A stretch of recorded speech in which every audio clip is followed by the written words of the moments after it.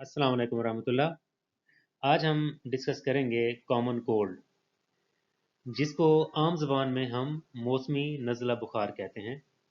इसमें हम ये देखेंगे कि ये है क्या, कौन से वायरसेस से होता है और डायग्नोज कैसे करेंगे, इसकी पैथोफिजियोलॉजी क्या है और इसको हमने ट्रीटमेंट या इससे हम प्रिवेंट कैसे हो सकते हैं, इससे हम बचाव कैसे कर सकते हैं। सबसे इम्पोर्टेंट बात यह है कि जो कॉमन कोल्ड है, it is a viral infection of upper respiratory tract.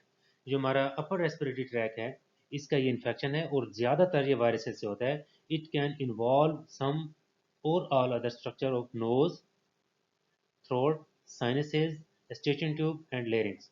तो जो हमारा नाक है ये भी इन्वॉल्व हो सकता है, गला भी, साइनसेस, साइनोसाइटिस आपने बहुत सुना होगा, स्टेचन ट्यूब ये जो कानों की जो नालियाँ हैं ये, और लेरिंग्स गला भी इसमें इन्वॉल्व हो सकता है। ये सारे भी हो सकते हैं और इनमें से कुछ भी। अब इम्पॉर्टेंट चीज़ ये है कि ये कौन से वायरसेस से होता है। इसमें जो सबसे ज़्यादा इंपॉर्टेंट है, 50% तकरीबन रीनो वायरसेस हैं, कोरोना वायरस है, एडिनो वायरस है, इंटीरो वायरस है, पैराइन्फ्लुएंजा वायरस है, रेस्पिरेटरी सेंसेशनल वायरस है। Some of these primarily cause other diseases. ये जो इनमें से कुछ हैं, रेस्पिरेटरी सेंसेशनल वायरस है या पैराइन्फ्लुएंजा, ये कुछ और बीमारियां काज करते हैं, लेकिन साथ में कॉमन कोल्ड भी काज करते हैं। अब इसमें होता क्या है कि viruses that cause common cold are transmitted by aerosols. अब एरोसोल्स के जरिए स्नीजिंग, उसमें स्नीजिंग आ सकती है छींकने से, डायरेक्ट कॉन्टैक्ट से। डायरेक्ट कॉन्टैक्ट में हैंड टू हैंड कॉन्टैक्ट है, मतलब एक बंदा इन्फेक्टेड है, उसको मतलब कॉमन कोल्ड हुआ हुआ है, जिस तरह कोई बंदा नाक साफ करता है और उसके हाथ पे कुछ ऐसा कंटेमिनेशन हो जाती है, तो वो किसी और बंदे को हाथ मिलाएगा, और वो बंदा जब अपने आंखों को या नाक को या मुंह को वो उसको टच करेगा तो उससे वो ट्रांसफर हो जाएगा।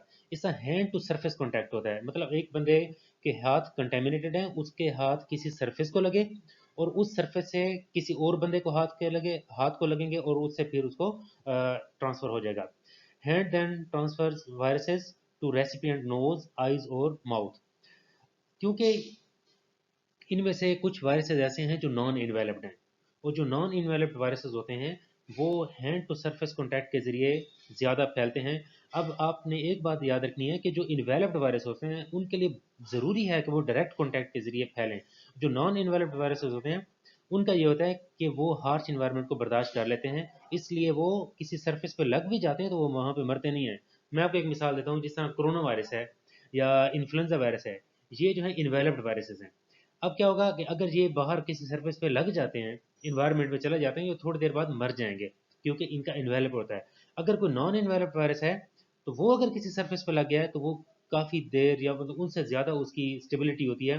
इसलिए जो नॉन इन्वेलप्ड वायरसेस होते हैं वो ज़्यादा प्रोन होते हैं कि वो सरफेस कॉन्टैक्ट से फैलें। Common cold and other respiratory infections more occur in winters. आपने देखा होगा कि सर्दियों में ये सबको ज़्यादा नज़ला बुखार और इस तरह की चीज़ें, मतलब गला ख़राब हो जाता है या ये वाले इन्फेक्शन हो जाते हैं। इसकी क्या वजह है, इसकी एग्जैक्ट जो है वो तो इस तरह नहीं पता, लेकिन इसकी जो ट्रांसमिशन है और जो इसकी अक्रेंस है वो इसमें ज़्यादा हो जाती है विंटर्स में, सर्दियों में। इसके जो क्लिनिकल फीचर्स हैं कि पेशेंट को क्या होगा, उसमें नेज़ल कंजेशन है जिसमें हम कहते हैं नाक बंद हो गया है, decrease sense of smell, rhinorrhoea. Rhinorrhoea जो है मतलब रनी नोज को कहते हैं, मतलब स्नीजिंग, छींकें होंगी, जनरल मलेज, मतलब जिस्म में कमज़ोरी, काम में दिल न लगना, सोर थ्रोट, गला ख़राब हो सकता है, हेड एक, सर दर्द हो सकता है।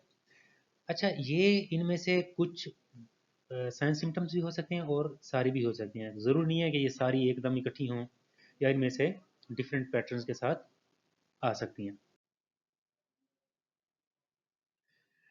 अगली बात है कि इसको हमने डायग्नोज कैसे करना है। इसकी कोई बहुत बड़ा ये मसला है नहीं, इसलिए ज़्यादातर इसको क्लिनिकली डायग्नोज कर लिया जाता है। बाकी जो हमारा म्यूकोज़ा है वो एरिथेमेटस हो सकता है, और एडिमेटस मतलब रेड हो सकता है, नेज़ल म्यूकोज़ा मतलब नाक के अंदर साइड से देखें तो एडिमेटस कहते हैं, थोड़ी सी स्वेलिंग, एडिमा हो जाना। ठीक है। दूसरा, कंजक्टिवल एंड फेरेंजियल इंजेक्शन। इंजेक्शन पे यहाँ पे जो टर्म यूज़ हुई है इसका मतलब है ब्लड वेसल या उधर ब्लड का फ्लो ज़्यादा हो जाना, हाइपरमिया कहते हैं इसको। तो हमारी जो आंखें हैं वो रेड हो सकती हैं, जो फेरिंग्स है ये भी रेड हो सकता है। इसको हम कंजक्टिवल एंड फेरेंजियल इंजेक्शन कहते हैं। ये बात समझ लें, इंजेक्शन मींस हाइपरमिया, मतलब जहाँ पे ब्लड फ्लो ज़्यादा हो जाए, या उसको आम जबान बिल्कुल रेडनेस हो सकती है वहाँ पे। अब इसका है कि इसकी ट्रीटमेंट और प्रिवेंशन में क्या होगा।